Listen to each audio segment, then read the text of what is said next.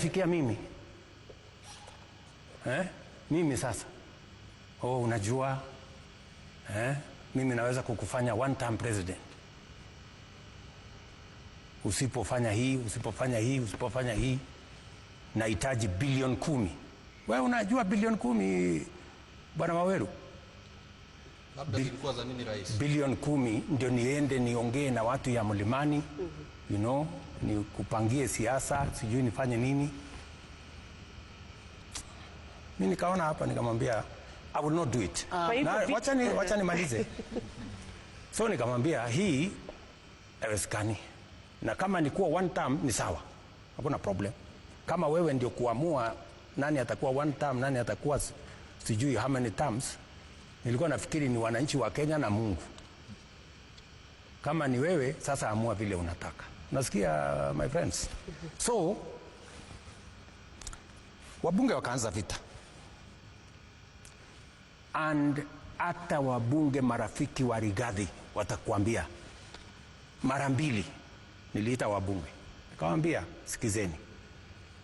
Hatukuchaguliwa kuja kupigana. Tulichaguliwa kuja kufanyia Wakenya kazi. Wachana na mambo ya impeachment. Mara ngapi? Mara mbili. Mara ya tatu nilikuwa nimeenda UN. Nikaitisha mkutano kwa sababu nilikuwa nimeona wameanza tena maneno ya impeachment. Nikaitisha mkutano, nikamwambia wabunge kujeni tufanye mkutano. Wabunge wakakataa kuja mkutano, wakasema wewe umetuzoea. Ulitukataza mara ya kwanza, ukatukataza mara ya pili, sasa utaamua. Either tutaendelea na atuulizi kura yako.